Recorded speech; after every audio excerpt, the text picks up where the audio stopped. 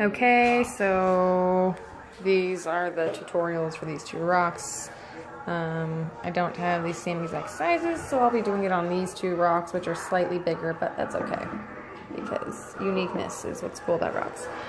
These are the colors I'll be using. That's the sealer I like to use, Valspar Project Perfect Top Coat Flat. I don't really like shine too much. Does a nice job of not messing with the colors either. Just a simple white. There's my glow-in-the-dark paint that I use for the moon and the windows. The green that I use for the windows underneath the glow-in-dark paint. Obviously black. Purple that I use is just a simple violet. I use, it's called bright blue, but I made it darker. As you can see, I kind of mixed it, so it's actually a dark blue. And then the typical Key West turquoise that everyone likes to use. Over here, these are the brushes I'll be using. A really skinny guy for the blades of grass and the tiny details. I'll be using a lot of these little guys, again, for the small details. For the blending on the backgrounds, I'll be using actually my cheaper brushes just because they don't let you push down very hard. They're flimsy. It'll let you blend nicely. And I always like to keep them wet like this guy because it just, again, helps it blend better. So I apologize for the weird angle. I'm trying to set this thing up so you guys can see it. And I'm trying to use paint cans, and it's proving a little difficult, but I guess that'll have to do. Alright. I like to start with the backgrounds because when those are drying, you can work on the other background. I don't know what that is. It's like a stain that was on the rock. Mystery stain. These were washed with soap and water before, so there's no debris on them. That's important. I guess we'll start with the simpler one, the 3-tone gradient, in which case I use the black, the dark blue, and the turquoise.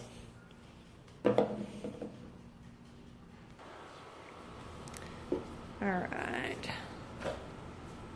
Looks okay. Alright. So when I'm doing gradients, I usually like to start in the middle.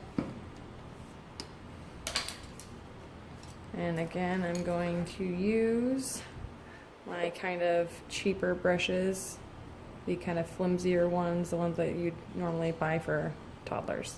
Excuse my bad nail polish. Alright. So dark blue, waste not, I'm going to put it right on the rock because we're going to use thick layers. Since we're using acrylic, it dries quickly, and the key to blending is being able to mix the wet paint. It also helps to have a wet brush, which is why I like to keep my brushes wet. And just go to town, you guys. I usually like to paint the center a little bit bigger than what it's going to be because when you blend, it's going to disappear a bit more.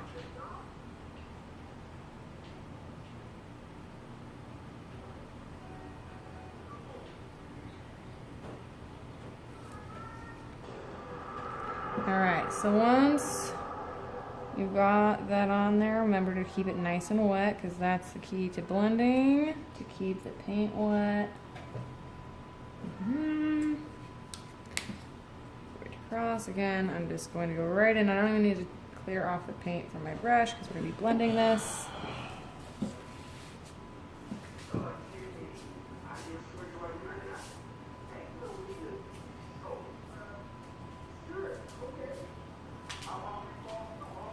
I fill in the back area first, and then you bring it down into the blue.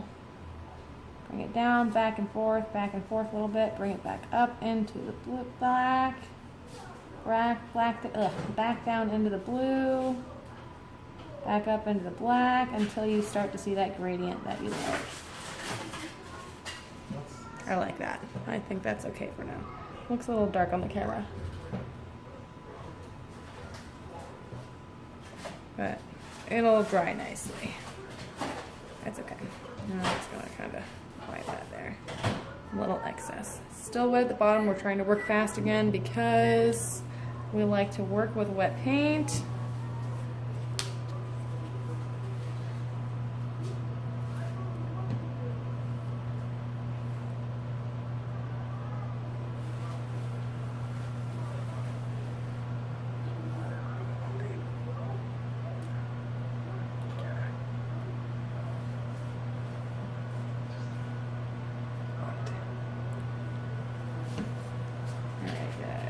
I'm trying to work fast, so you don't have to sit here watching me paint.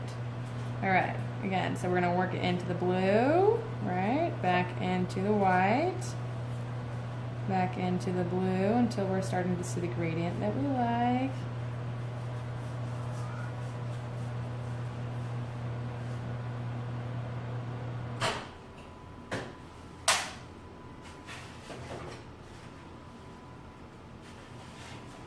All right, I like that. I think that looks pretty cool.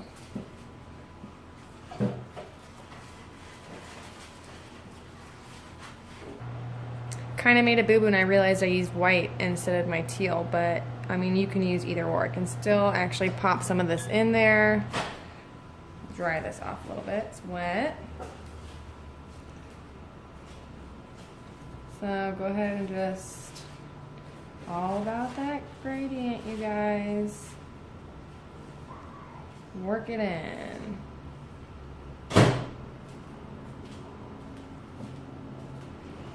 So I guess you could use white as well, just a preference.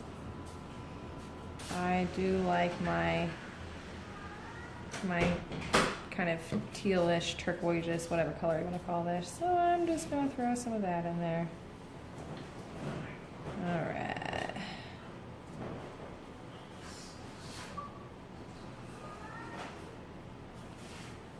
All right, beautiful. Okay, now we're going to put this guy aside. That's why I like doing a couple at a time. That way you can let the backgrounds dry while you work on another one. I want to work on that guy this way. All right. So this is going to be this guy. The last one we were working on is this guy. This is the one we're working on now.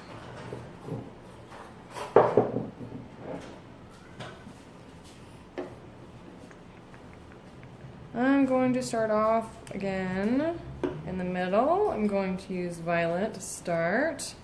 This one's a little skinnier than this guy, as you can see. So the gradient is going to be closer together, but that's okay.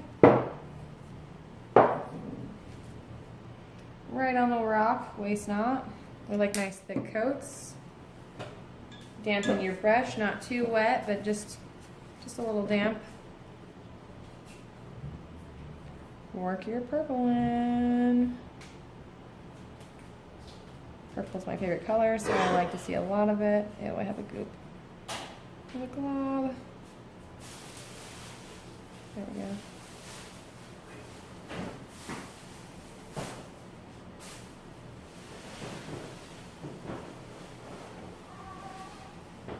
Alright, purple's good. Make sure we're keeping this wet, guys. We gotta work fast.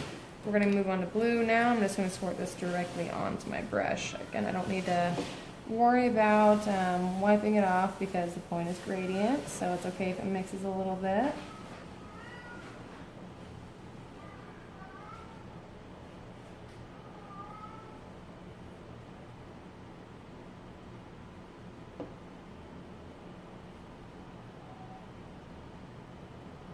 Alright, that's the blue. Let's throw a little bit of black in there. Actually, you know what? I lied. I want to do white first because I don't want to have to wet my brush again. And I can always add black over white. I can't add white over black. Alright, we're going to work this right into that purple there. We're working it into the purple.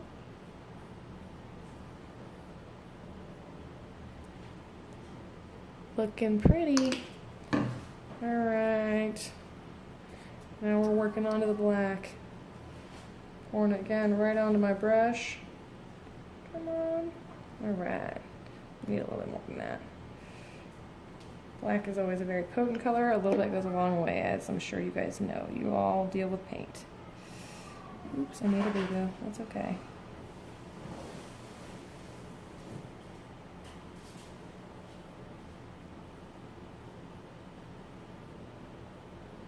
Work it in until you see the color you like. I kind of took a little off over here.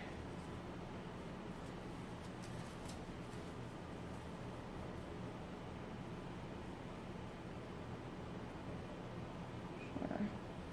That's okay. Alright. I'm not worried about getting the bottom per se because that's going to be painted black. That's going to be the ground.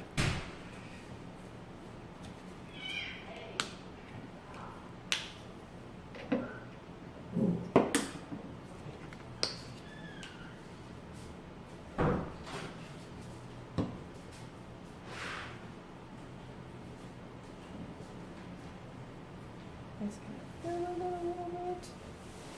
Sorry for the little pause. I get lost in my thoughts sometimes. Alright. That's good. Now we're going to move this guy off to the side, you guys, because this guy's all done. We're going to wait for him to dry. Alright. Since that one's done, we're going to move back to our first rock. That's going to be this guy.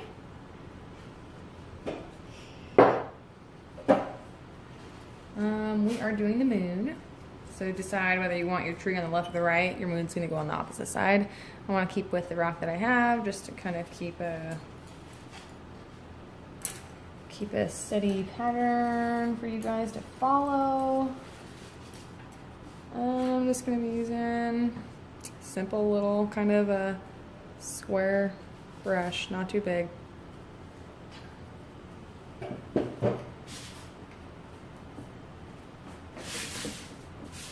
All right. Don't do this over your rock because if you drip paint on it, you'll be very mad at yourself. I don't know why I'm doing it myself. I know better. All right. Go ahead and make your moon. You can do it as big or as small as you want, obviously. I like it to be a little bit bigger because it helps you see the branches a little better.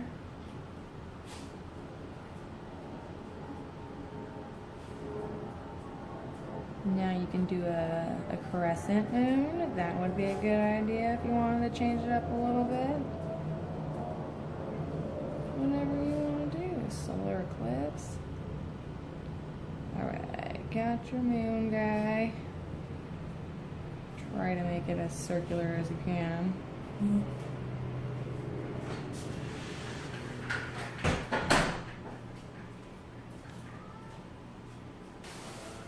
Alright, once you got your little moon guy painted, sorry, make it a circle. Alright. There's my perfectionism. Alright, circle. We're gonna go back and put our other moon. Again, well, you know, let's change it up. Let's do it on the left this time, just because we were feeling daring.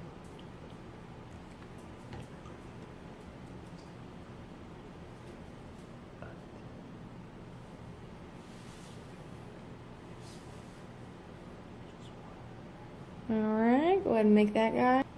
Okay, we got both of our moons done.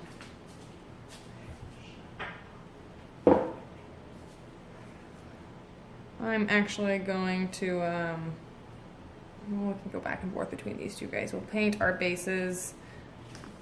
We're going back to black.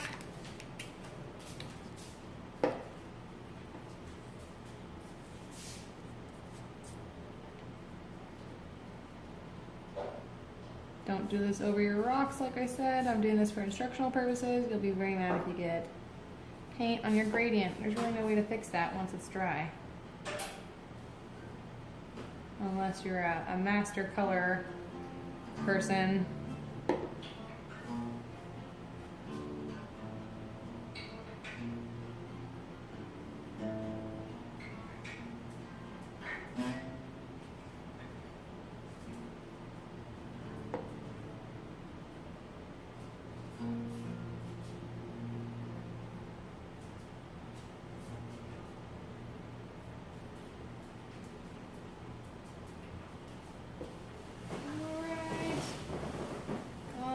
base painted here. I know that you guys can really see what I'm doing because it's curved, but there is the base. This is a very round rock. It's like a shape of a cucumber. That's the best way I can describe it. Could have been a cucumber that I painted on there. Or a corn on the cob.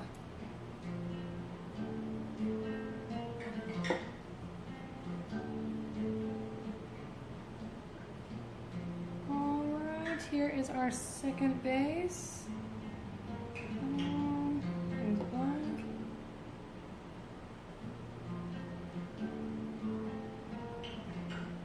It doesn't need to be perfectly straight because the earth is not perfectly straight, as you all know. Obviously. I'm just talking to fill the space while I'm painting, you guys. Alright, black is done. I see a little part right here, it's a little sparse. Paint that on. Golden. Alright. So now we have our two little bases where we're going to be painting our scene on. Coming together. Again, you guys can't really see this one, it's curved, but when you're holding it, you'll be able to see it for sure. Alright, I'm going to clean this off. I'm actually going to clean a brush.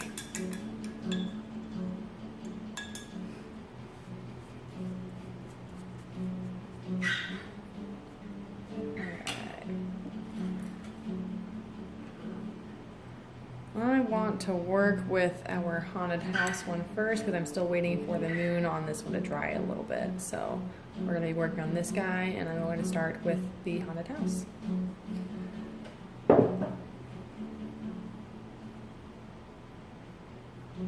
And actually I want, since this is a skinnier rock, I'm going to use a slightly skinnier brush. This is actually a really fine brush. You guys can't really... There you go. Super fine. I've actually cut off some bristles on this guy to make it even skinnier than he already was. So there's a trick for you guys. If you don't have a really skinny one, cut some bristles off when it's already skinny. Make it skinnier. This guy, I'm actually going to do him on a paint from a plate. I do not trust myself to squeeze paint on this tiny, tiny little brush.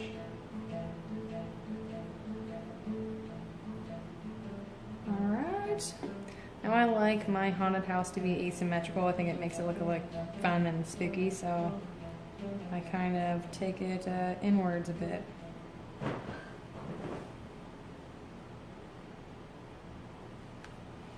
First line. Alright.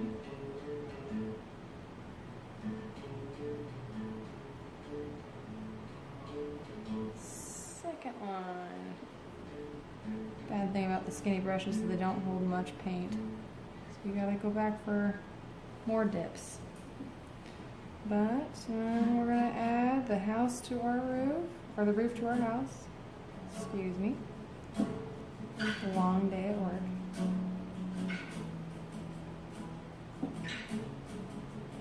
Alright, house. Done. And we're gonna just go back through. I'm gonna move this guy to the side so I don't mess him up. We're gonna go through here and just kind of even out the edges so it looks nice.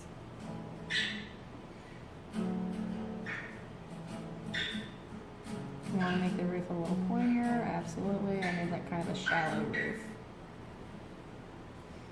Alright. So there's your house. Oh, there's your house. Slightly skinnier at the bottom because I think it's fun, but you don't have to do it that way. The whole house that I did is kind of crooked. So the door I did also crooked. I kind of brought it up at a diagonal and brought it down so that it also was slightly skinnier at the bottom.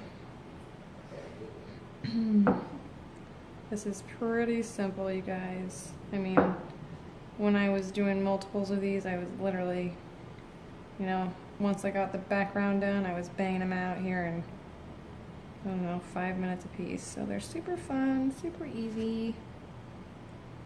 Do your windows however you want, obviously.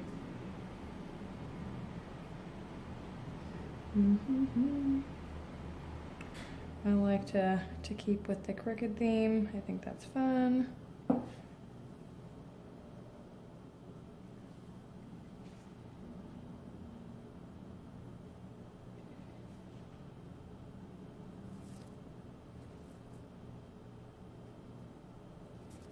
Now you don't have to draw your windows on like this. Leave space for them. You can just simply fill in your house completely black and then paint your windows on once that's done, but the less paint there is on there, the faster it is to dry. Now that I have that done, I'm going to take a slightly larger one, just fill in all those empty spaces. Alright, you guys, we got our house all done. There's your crookedy, fun little haunted house. Next, we're going to be doing our little gate, I guess you call it, fence, or gate, whatever you want to call it. Pretty simple, just 2 thick lines for the posts.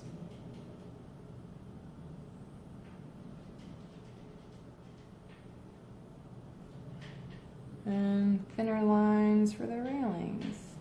If you can do thinner lines, this brush and kind of the way I'm holding it isn't the easiest, but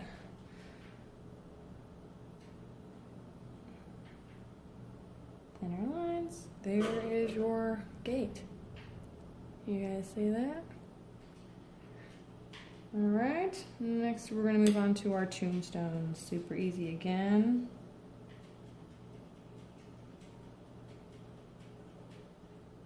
Silhouettes are always fun to do because it's super simple, kind of hard to mess up, you know, well, I guess.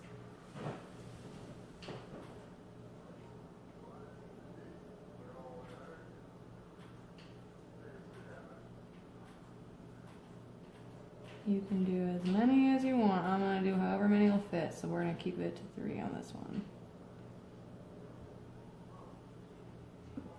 You can throw in, you know, a Star of David or a moon or whatever. I'm just going to throw in a typical kind of sign you see at a cemetery. A little cross right there. Boom. There's your graveyard. I mean, you can even throw in some stuff over here, seeing as it's pretty full. So maybe I'll do one more over here, just to kind of fill in this space. I don't want it to be too empty.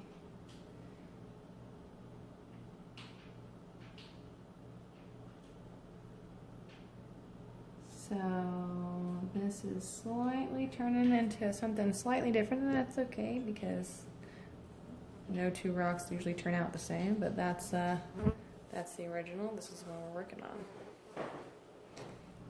Alright, kitty cat, again, is pretty dang simple. You want to use a small brush for this. Hope you guys can see this. I start with a circle for the head. Super simple. Like I said, silhouettes are really fun to do because they're super simple. You really don't have to be too precise. People can pretty much get the idea just from a rough, you know, silhouette. Alright, so I did the circle, 2 lines on top of that, line coming down for the arm. I'm doing a pair for the body.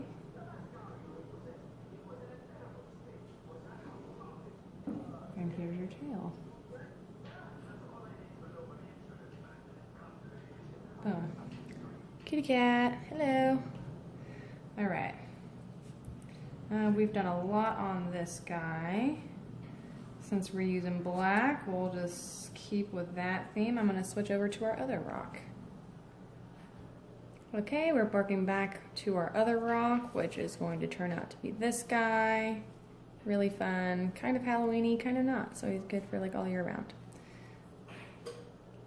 Like I said, we're working with black. We're going to keep that theme. I'm going to have you guys start using a slightly thicker brush again. I didn't wash this because I mean, I'm using black, and I'm using black on this one, so it's just a square, pretty thin brush. If you compare it to the ring the size of my ring, it's not too much thicker, so. All right, go ahead. You can start, like I said, wherever the opposite side of your moon is. I'm gonna bring my tree trunk starting right about, I'd say to the middle of the rock, because your branches are going to be going pretty high too. You can always extend the trunk if you need, and it doesn't have to be straight. Like I said, nature isn't straight.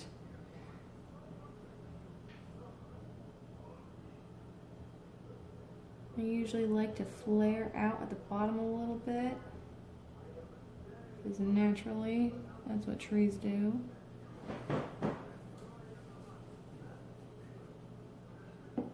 Fill that guy in.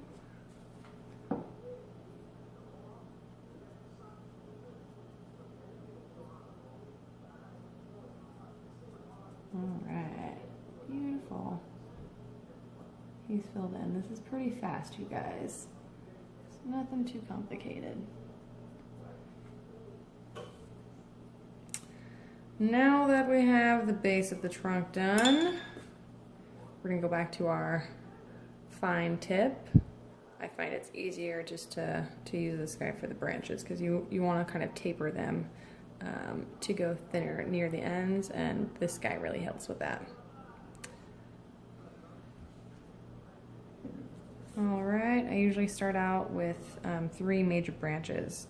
My first one, and again, nature is not straight, so don't try to do a straight line. Think of how trees look, they're bendy. So I usually like to bring it out a little bit.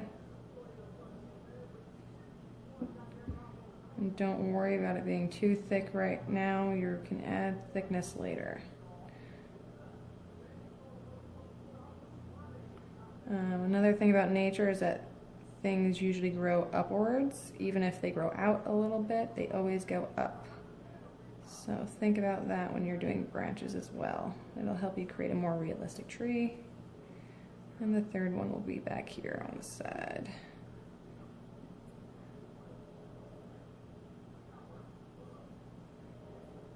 We'll do 2 branches off this guy.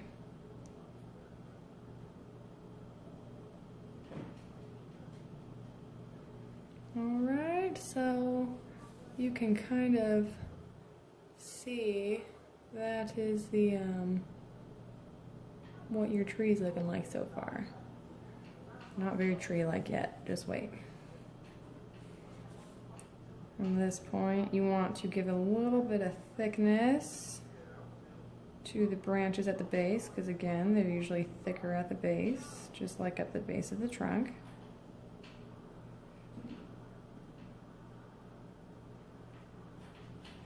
That's usually where I start out, by adding some thickness through here.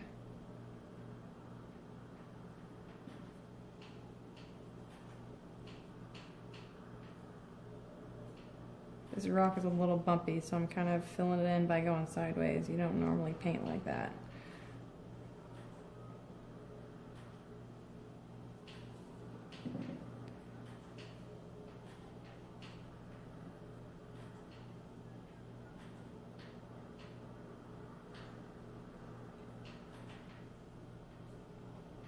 Nature isn't perfect. Don't worry about it being perfect, guys.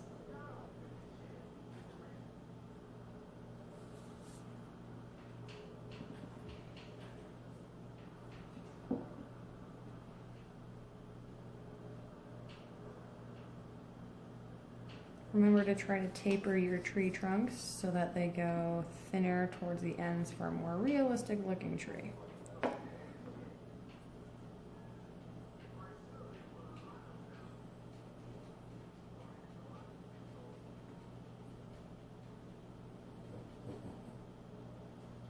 So you're starting to get that gist of a tree now that we're giving these guys some shape.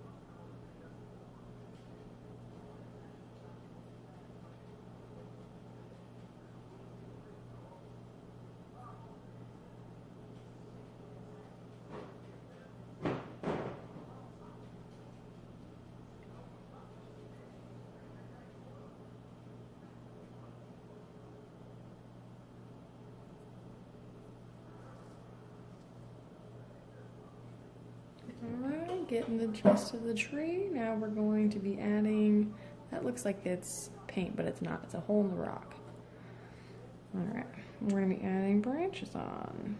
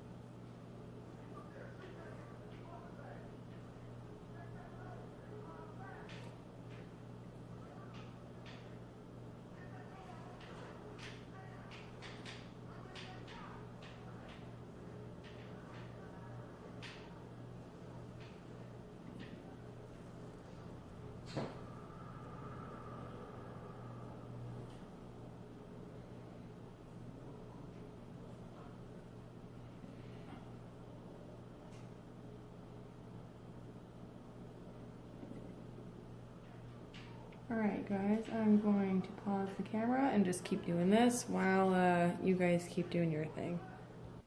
Alright, so we're back at it. Here is the tree, lots of twiggy guys. Now when you spray him, this part here will be a bit more defined. It's kind of hard to see it when it's wet because the navy blue is so dark, but you'll be able to see it better when it's all dry. I apologize guys, my phone somehow stopped recording while I was painting and I didn't notice. So what I did while it stopped recording was the reeds, and I'm just going to show you how to do that really quickly, I guess on my hand, since I already painted it on the rock and there's really not much room left. Like I always say, keep the brush nice and wet. The skinny brush we're using here. So all I did for the reed was I brought up a nice long line. Okay. It's little leaf guy. I came here and it's a flick of the wrist. Just a flick of the wrist. Need to get some paint on my brush. That'll help. Flick. Alright, there's your leaf. Then you go back through with your little bit thicker guy. It's still the thin one, tiny little thin guy that I took some bristles off of. And you go in and you add the top of your reed. It actually is a little bit easier on a rock than my hand. But there's your reed, you guys. Super simple. See? Reed, reed, reed, reed. Okay? That's how you do it. Alright, so yeah, we're almost done on this guy. We just need to add our stars, and if you want glow-in-the-dark paint, optional. I chose to put glow-in-the-dark paint on this and a few of the stars just because I think it's fun. So I'm going to go through and add the stars. It's really pretty simple, you guys, just it's dotting. I'm going to use my really skinny one again. So that I can get nice little thin dots. So I'm going to do that, and I will turn it back on and show you guys the finished result with this guy. I do want to mention just one thing, guys. If you are using the glow-in-the-dark paint, I will say that the thicker you put on your layer, the better it will glow. I have found that the thin layers, I mean, it does give a glow, it's really not the glow I'm looking for. I want it to look like a moon, you know? Moons are luminescent, so I will say, if you really want your stuff to glow, do not be shy. with the glow-in-the-dark paint because it will, the more you put on there, the better it will glow, essentially. That's all I wanted to say. So I'm putting on a really thick layer here myself, which is why I'm kind of taking my time because I'm barely resting my brush on the surface to get it on there. So once that's on there, I'll see if I can turn out the lights and see if you guys can see the glow in the dark. Okay, now we're going to go back to this guy. We're going to be filling in the windows with the green paint, the glow-in-the-dark paint, and adding our ghosty and the stars. Pretty simple, just to finish it up. I mean, really don't need a tutorial for this part, but why not, right? Again, I'm going to be using my tiny little guy for the windows. And I'm just going to be filling it in because the glow-in-the-dark paint is actually a clear color, so whatever color the background is the color you're going to kind of get for a glow.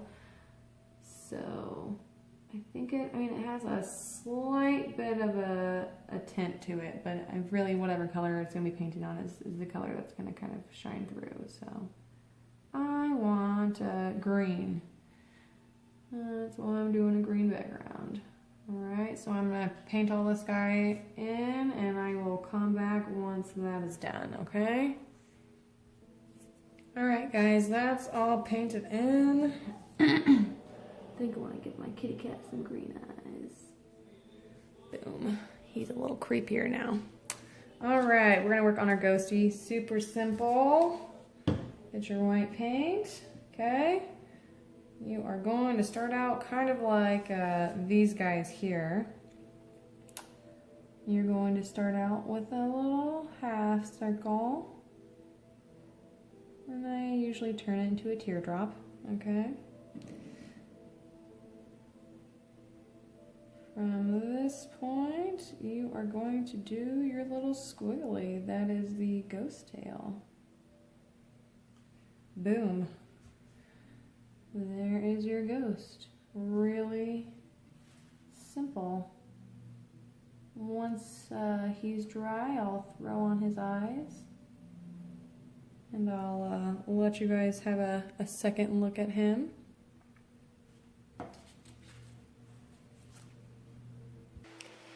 Alright, so there you have it. Here's this guy. The glow-in-the-dark paint, as you see, is still wet, and I painted that over the moon, the windows, and the ghost. So he'll be really fun. I'm going to do it to a couple of the stars, too. I haven't done it to the stars on this one yet. This guy as well, he's done. Once the spray is on, you'll be able to see the definition in the branches up top a bit better than you see them now. The moon is has the glow in the dark, and then again a few of the stars do.